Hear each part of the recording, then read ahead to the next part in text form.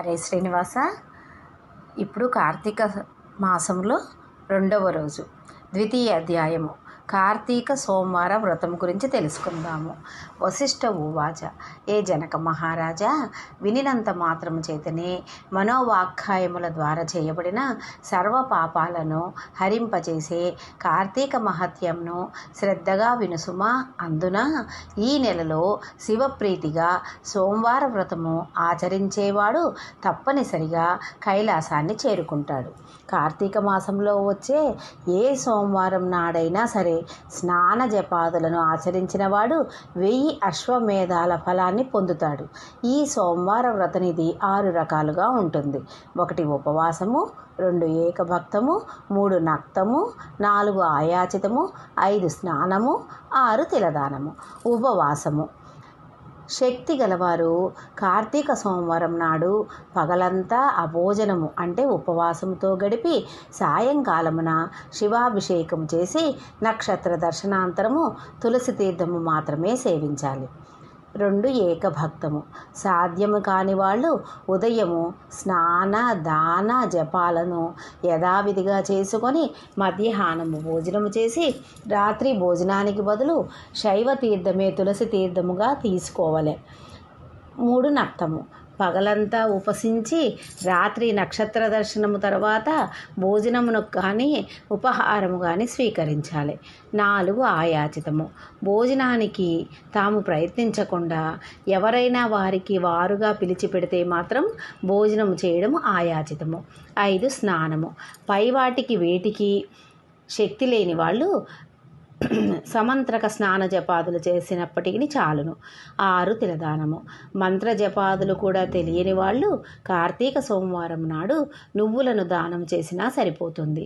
పై 6 పద్ధతులు దేనిని ఆచరించినా కార్తీక సోమవార వ్రతం చేసినట్లే అవుతుంది. కానీ తెలిసుండి కూడా ఏ ఒక్క దానిని ఆచరించని వాళ్ళు 8 యుగాల పాటు కుంభీపాక నరక రౌరాది నరకాలన్నీ పొందుతారని అర్ధవాక్యము. ఈ వ్రతాచరణము వలన అనాథలు, స్త్రీలు కూడా విష్ణు సాయుధ్యమును పొందుతారు.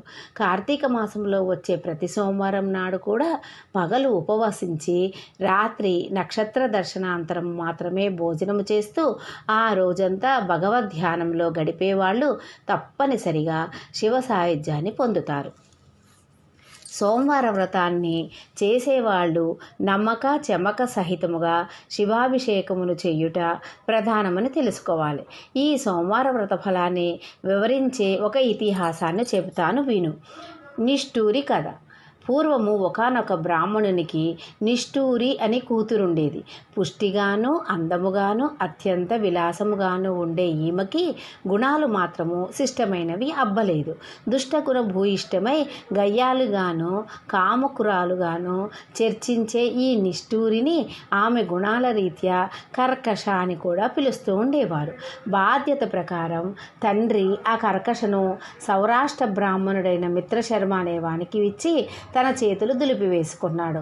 ఆ మిత్రశర్మ చదువుకున్నవాడు, సద్గుణవంతుడు, సదాచారపరుడు, సరసుడు మాత్రమే కాక సౌహృదయము కూడా కలవాడు. కర్కశ అడిగినది ఆటగా, పాడినది పాటగా కొనసాగజొచ్చింది. పైగా ఆమె ప్రతిరోజు తన భర్తను తిడుతూ కొడుతూ ఉండేది. అయినప్పటికీ కూడా మనసుకు నచ్చింది కావడం వలన మోజు చంపుకోలేక భార్యను పరితరించడం తన వంశానికి పరువు తక్కువనే ఆలోచన వలన మిత్రశర్మ కర్కశ పెట్టే కఠిన హింసలన్నింటినీ భరిస్తూనే ఉండేవాడు. కానీ ఏనాడు ఆమెను శిక్షించలేదు. ఆమె ఎందరో పరపురుషులతో అక్రమ సంబంధం పెట్టుకొని భర్తను, అత్తమామలను మరి ఎంత నిర్లక్ష్యంగా చూసేది. అయినా భర్త సహించేవాడు. ఒకానొక నాడు ఆమె యొక్క విటులలో ఒకడు ఆమెను పొందుతూ, నీ మొగుడు బ్రతికి ఉండటం వలనే మనం తరచూ కలుసుకోలేకపోతున్నామని రెచ్చగొట్టడంతో కర్కశ ఆ రాత్రికి రాత్రే నిద్రాముద్రితుడై ఉన్న భర్త శిరస్సును ఒక పెద్ద బండరాతితో మోది చంపివేసి ఆ శవాన్ని తానే మోసుకొని పోయి ఒక పాడుబడిన నూతిలోనికి విసిరివేసింది. అదంతా గమనించినప్పటికీ కూడా ఆమె విటుల బలం ఎక్కువ కావడం చేత అత్తమామలు ఆమెను ఏమీ అనలేక తామే విల్లు వదిలి పారిపోయారు. అంతటితో మరి అత్యంత స్వతంత్రించిన కర్కశ కన్ను మిన్ను కానని కామావేశముతో మంది పురుషులతో సంపర్కం పెట్టుకొని ఎందరో సంసార స్త్రీలను కూడా తన మాటలతో భ్రమింపచేసి తన విటులకు తార్చి తద్వారా సొమ్ము చేసుకుంది. కాలం గడిచింది, కానీ బలం తగ్గిపోయింది, యవ్వనం తొలగిపోయింది, శరీరంలోని రక్తం పలచబడడంతో కర్కశ జబ్బు పడింది. అసంఖ్యాక పురుషోత్తములతో సాగించిన శృంగార కీడల పుణ్యమాని అనూహ్యమైన వ్యాధులు సోకాయి. పూలగుత్తి లాంటి ఆమె మేను పుళ్ళు పడిపోయింది. జిగి బిగి తగ్గిన కర్కశ వద్దకు విటులు రాకపోకలు తగ్గిపోయాయి. ఆమె సంపాదన పడిపోయింది. అందరికందరూ ఆమెను అసహించుకోసాగారు. తుదకు ఆ అక్రమ సతులకు కానీ సుతులను నోచుకొని ఆ నిష్ఠూర తినడానికి తిండి లేక, ఉండేందుకు ఇల్లు లేక, ఒంటి నిండా కప్పుకునేందుకు వస్త్రము కూడా కరువైనదై సుఖ వ్రణాలతో నడివీధిన పడి మరణించింది. కర్కశ శవాన్ని కాటికి మూసుకుపోయే దిక్కు కూడా లేకుండా పోయింది. యమదూతలు ఆ జీవిని పాశబద్ధన చేసి నరకానికి తీసుకువెళ్లారు. యముడు ఆమెకు దుర్భరమైన శిక్షలను విధించాడు. భర్తద్రోహికి భయంకరమైన నరకం. భర్తను విస్మరించి పరపురుషులను ఆలింగనము చేసుకున్న పాపానికి ఆమె చేత మండుతున్న ఇనప స్తంభాన్ని కౌగలింప చేశాడు. భర్త తలను బద్దలు కొట్టినందుకు ముళ్ళ గదలతో ఆమె తల చిట్లేటట్లు మోదాడు. భర్తను దూషించినందుకు, కొట్టినందుకు, తన్నినందుకు దాన్ని పాదాలను పట్టుకొని కఠిన శిలలపై వేసి బాధించాడు. సీసమును కానీ చెవులలో పోయించాడు. కుంభీపాక నరకానికి పంపాడు. ఆమె పాపాలకు గాను ఆమె ముందరి 10 తరాల వారు, తదుపరి 10 తరాల వారు, ఆమెతో కలిపి మొత్తం 21 తరాల వారు కుంభీపాకములో కుమిలిపోసాగారు. నరకానుభవం తర్వాత ఆమె 15 సార్లు భూమిపై కుక్కగా జన్మించింది. 15వ పర్యాయమున కళింగ దేశంలో కుక్కగా పుట్టి ఒకానొక బ్రాహ్మణ గృహంలో ఉంటూ ఉండేది. సోమవార వ్రత ఫలముచే కుక్క కైలాసమునకు వెళ్ళుట. ఇలా ఉండగా ఒక కార్తీక సోమవారం నాడు బ్రాహ్మణుడు పగలు ఉపవాసముండి శివాభిషేకాదులు నిర్వర్తించి నక్షత్ర దర్శనాంతరము నక్త స్వీకరాన్ని సిద్ధపడి అంటే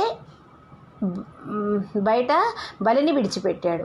ఆ నాడంతా ఆహారం దొరకక పస్తూ పడి ఉన్న కుక్క ప్రదోష దినాన ఆ బలే అన్నాన్ని భుజించింది. బలి భోజనం వలన దానికి పూర్వజన్మ స్మృతి కలిగి ఓ విప్రుడా రక్షింపుమని కుయ్యి పెట్టింది. దాని అరుపులు విని వచ్చిన విప్రుడు కుక్క మాట్లాడటాన్ని గమనించి విస్తూ పోతూనే ఏమి తప్పు చేశావు, నిన్ను నేను ఎలా రక్షించగలను అడిగాడు. అందుకు ఆ కుక్క, ఓ బ్రాహ్మణుడా, పూర్వజన్మలో నేను ఒక విప్ర వనితను. కామముతో కళ్ళు మూసుకుపోయి జారత్వానికి ఒడగట్టి భర్త హత్యకు వర్ణ సంకరానికి కారకురాలనైన పతితను. ఆయా పాపాలకు అనుగుణంగా అనేక కాలము నరకంలో చిత్రహింసలను భరించి ఈ భూమిపై ఇప్పటికీ 14 సార్లు కుక్కగా పుట్టాను. ఇది 15వ సారి. అటువంటిది ఇప్పుడు నాకు హఠాత్తుగా ఈ పూర్వజన్మలు ఎందుకో గుర్తుకు వచ్చాయి, అర్థం కావడం లేదు, దయచేసి విశదపరచమని కోరింది. బ్రాహ్మణుడు సర్వాన్ని జ్ఞాన దృష్టితో తెలుసుకొని, శునకమా, ఈ కార్తీక సోమవారం నాడు ప్రదోష వేళ పస్తూ ఉండి ఇప్పుడు ప్రదోష వేళ భుజించావు. నాచే విడవబడిన బలి భోజనమును చేయటం వలన నీకు ఈ పూర్వజన్మ జ్ఞానం కలిగిందని చెప్పాడు.